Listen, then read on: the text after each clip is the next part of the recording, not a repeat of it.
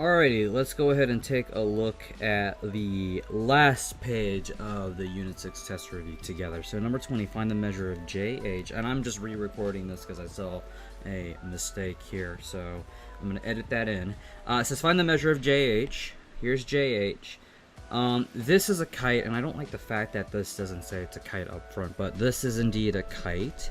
So I can see with the kite, the diagonals do intersect at a 90-degree angle. That is one of the properties that you actually have to know, and it's on your notes.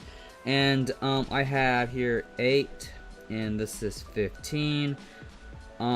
First of all, with the kite, you have to understand that it has two pairs of consecutive congruent sides. So this side is congruent to this side, and then this side here is congruent to that side.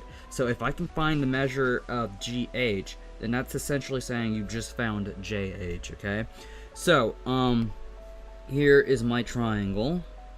It's a right triangle. This is 8, this is 15, and then this is what I'm trying to find, okay? So, I have a right triangle. I'm going to use a squared plus b squared equals c squared.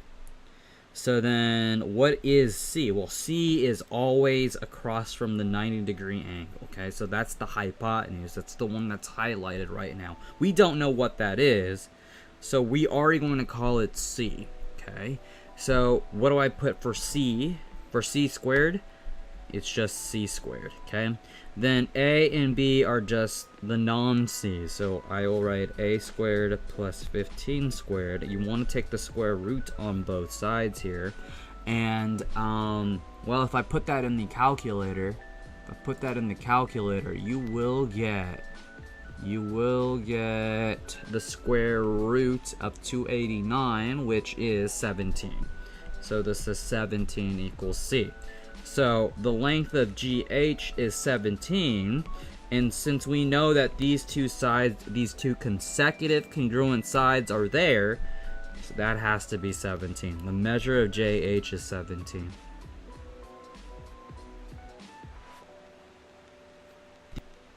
Number 21, if SV is 14 and RT is 48, find the measure of one side of the rhombus. And look at that. See, it says that it's a rhombus. Great. So here is SV, and this is RT. Well, a rhombus is a parallelogram, right? That means that one of the properties, the diagonals bisect each other at a midpoint. So I'm going to go ahead and draw my midpoint there. That means that this segment is congruent to this segment, and this segment is congruent to that segment.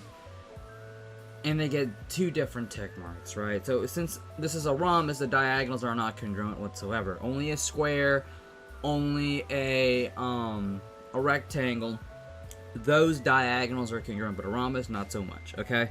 So let's go ahead and recap. SV is 14. So really, if this whole thing is 14, well, the midpoint of 14, what is the midpoint if you have, you know, well, what's the middle point? Well, that's just going to be like, this is 7 and this is 7, right? Does that make sense? So that's 7, this is 7, and RT is 48. So this whole side here, or not side, more like the diagonal is 48. So half of 48 is 24. So this is 24. And, okay, well, one more thing. With the rhombus, the diagonals do intersect at a 90-degree angle. So that's something that you should know. Okay, with the rhombus, the diagonals do intersect at a 90-degree angle. They are perpendicular. So we have, I'm going to redraw that triangle. So here's 7, here's 24, and then back to one side. I'll call it RS. This is the side I'm going to be looking for. I'm looking for one side. Use the Pythagorean theorem.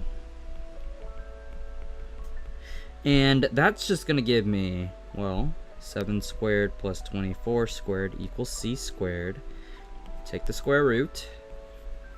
So that's going to give me 25 equals C. Okay?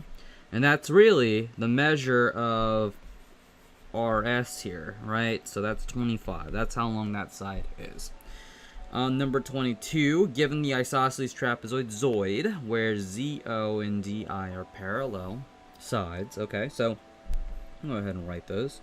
So ZO and DI are the parallel sides if the measure angle Z is 8x plus 18 and the measure angle O is 12x minus 10. Find the measure angle I.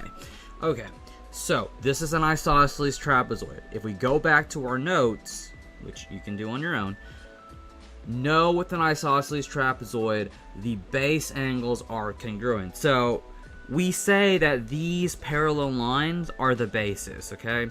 And these angles, these are the base angles. They are congruent to each other. Okay?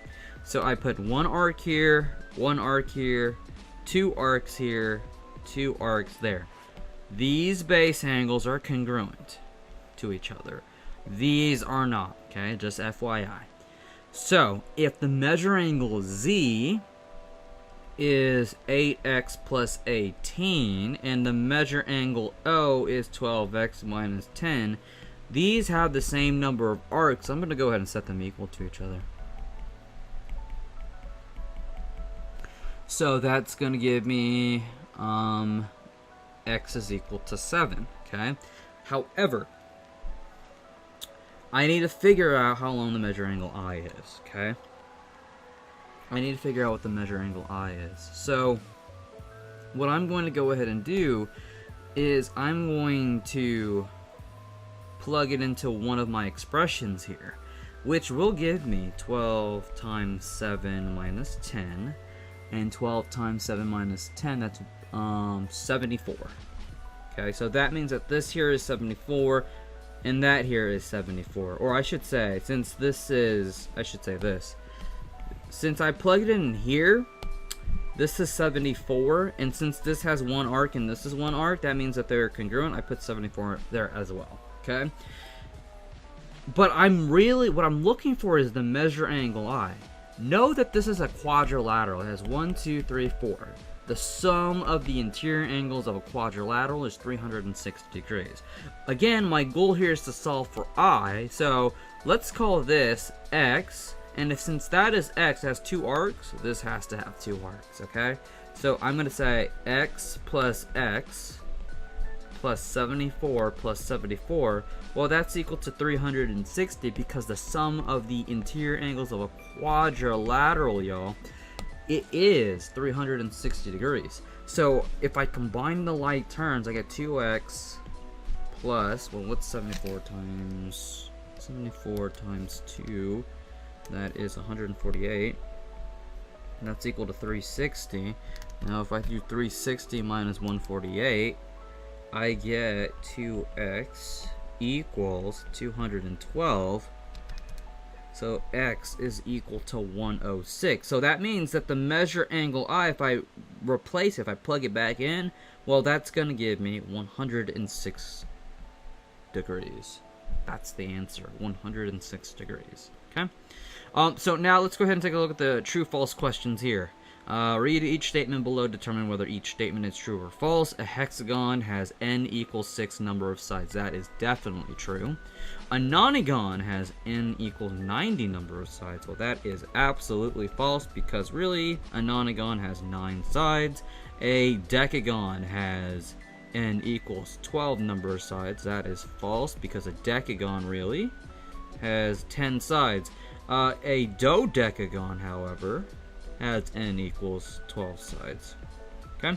The sum of the interior angles of a hexagon is 900 degrees. So if I'm talking about the sum of the interior angles of a hexagon, y'all, remember, we're using the sum of interior angles formula. It's 180 times n minus 2.